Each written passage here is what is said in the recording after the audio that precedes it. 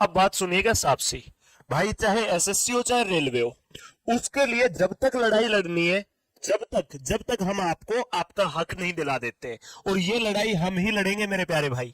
देखो, रेलवे की सबसे पहली डिमांड कि हमें चाहिए कैलेंडर। जिस दिन नोटिफिकेशन आउट होता है तब से और ज्वाइनिंग का हमें कंप्लीट डिटेल का पता होना चाहिए। एक जो ये एग्जाम सेंटर दूर दूर भेजे जा रहे हैं ना, ये नहीं चाहिए भाई हमें 1% भी। और ये हर एग्जाम में जो क्वेश्चन गलत मिलते हैं ना, ये नहीं चाहिए भाई। और एक जो एग्जाम का सतर एकदम से गिरा रखा है, ये भी नहीं चाहिए। जो बच्चा 2 महीने तैयारी कर रहा है और जो बच्चा 6 महीने तैयारी कर रहा है, और उनके आगे ऐसे खत्म खत्म क्वेश्चन डाल रहे हो कि दोनों बच्चों का एक जैसा ग्राफ है, तो फायदा क्या है मेरे प्यारे दोस्त। दूसरी बात है, जो रेलवे वाले बच्चे हैं, उन बच्चों को आज से 5 साल पहले बताया जाता है कि हम एज के अंदर रिलैक्सेशन देंगे, अब नहीं दे रहे हो, क्या मजाक है भाई ये। और आज से 5 साल पहले जब भी बताया जाता है कि हाँ ग्रुप डी के अंदर जो आपकी पोस्टें होंगी वो 10th प्लस आईटीएल बेस पर होंगी, तब आप बोलते हैं कि 1 लाख की जगह तो आप 32,000 वैकेंसी दे रहे हो, और दूसरी बात बोल रहे हो कि 10th पास वाले बच्चे भर सकते हैं। तो भाई जिन्होंने आईटीआई की थी उन बच्चों ने क्या पाप किया था प्यारे दोस्त, सोचने की बात है।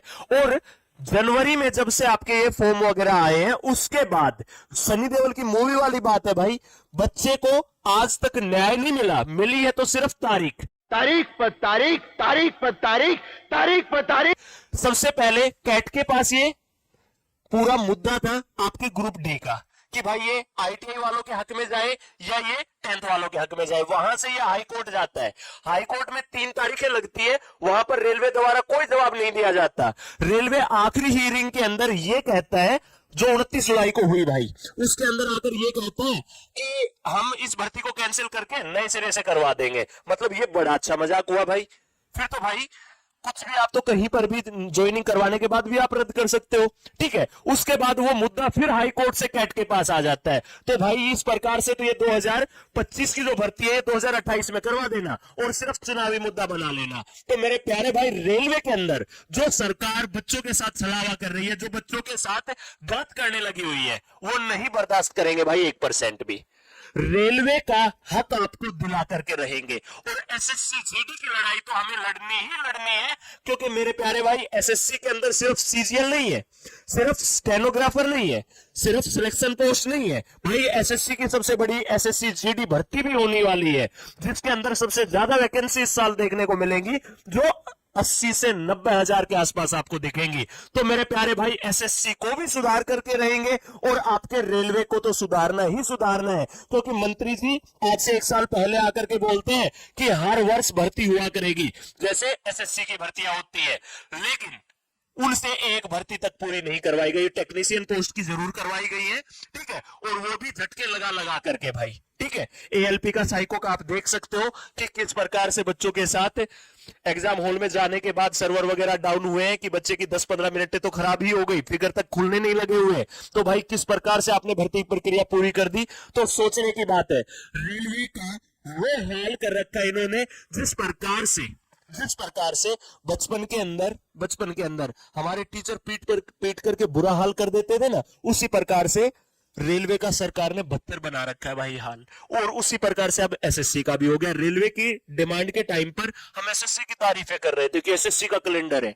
भाई एसएससी का ऐसे कैलेंडर का क्या करेंगे जो भर्तियां ठीक ढंग से नहीं करवा सकता। तो मेरे प्यारे दोस्त, सिर्फ और सिर्फ हमारी एक ही डिमांड है कि एसएससी और रेलवे, ठीक है, दोनों के बच्चों को हक दिलाकर रहेंगे। और जब तक लड़ाई लड़ते रहेंगे भाई, जब तक आपको आपका हक नहीं मिल जाता। एफआईआर हुई है, भुगतने के लिए तैयार हूं, ठीक है। 31 जुलाई को पूरे दिन, पहले लाठिया का ही पूरे दिन बस में घूमते रहे, फिर रात को 9:30 बजे तक नजफगढ़ थाने में, वहां पर एक ऐसे कमरे में रखा हमें जिस कमरे में ना पंखे चलते थे ना लाइटें थी। उसके बाद हमसे हमारा एड्रेस वगैरह प्रॉपर चीजें लेकर के सर डिटेन कर रखा है। सिर्फ अगले दिन हाथ में थमा दी जाती है एफआईआर। वहां पर सर मैं देखता हूं कि सबसे ऊपर से नाम देखना शुरू करता हूं। मैं सोचता हूं कि हाँ इसमें क्या नाम है, पुलिस वाले तो मना कर रहे थे, लेकिन तीसरे नंबर पर नाम देखने को मिलता है धर्मेंद्र डागर मोलो। हाँ चलो भाई, ये एक गोल्ड मेडल दे दिया बच्चों के हक के लिए, लेकिन ऐसे गोल्ड मेडल का क्या चाटेंगे भाई हम, जब बच्चों को ही बच्चों का हक नहीं मिला। तो मेरे प्यारे भाई, ये प्रोटेस्ट जब तक चलेगा जब तक आपको आपका हक नहीं दिला देंगे। अभी ये प्रोटेस्ट सबके नाम का खत्म हो गया होगा, लेकिन हमारे नाम का खत्म नहीं हुआ है, क्योंकि हम हमेशा एक चीज लेकर चलते हैं कि जब हमने कुछ शुरुआत की है तो उसका अंत इस प्रकार से होना चाहिए कि जो हम चाहते थे बच्चों के लिए, जो बच्चों को दिलाना चाहते, जो बच्चों के लिए करना चाहते हैं, वो दिला करके ही रहेंगे प्यारे दोस्त। समझ गए सबके सब बच्चे? तो मेरे प्यारे भाई, रेलवे के लिए और एसएससी के लिए, दोनों के लिए लड़ाई जारी है। सिर्फ एसएससी के लिए लड़ाई नहीं है, रेलवे के लिए भी लड़ाई और एसएससी के लिए भी लड़ाई है, क्योंकि भाई आपका ये भाई एसएससी भी पढ़ाता है, रेलवे भी पढ़ाता है। तो भाई किस बच्चे के साथ गलत होने दूंगा, खुद सोच के देखिएगा।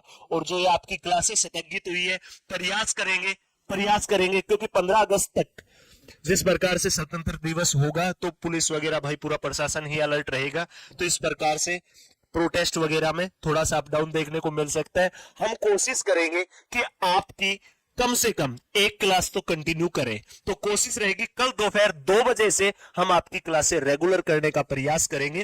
तो जो 24 दिन 24 मैराथन थी, कल तो वही पढ़ाएंगे भाई। उसके बाद रेलवे ग्रुप डी के लिए नया बैच लेकर आएंगे और वो बैच होगा आरजी स्टेट एग्जाम्स पर सभी बच्चों के लिए फ्री ऑफ कॉस्ट। ठीक है प्यारे भाई, एसएससी जीडी का नया बैच लेकर आएंगे और वो होगा आरजी स्टेट एग्जाम्स पर सभी बच्चों के लिए फ्री ऑफ कॉस्ट। ये आपके भाई का आपको वादा है मेरे प्यारे भाई। लेकिन मैं ये कहूंगा, हमें एक ही काम करना है, लड़ना भी है और पढ़ना भी है। तो कमेंट बॉक्स में बता दीजिए कौन कौन बच्चा इस चीज में मेरा साथ देने वाला है कि हाँ सर, लड़ना भी है और पढ़ना भी है, लड़ाई भी और पढ़ाई भी, क्योंकि हक मांगने से नहीं मिलेगा भाई, छीनना पड़ेगा।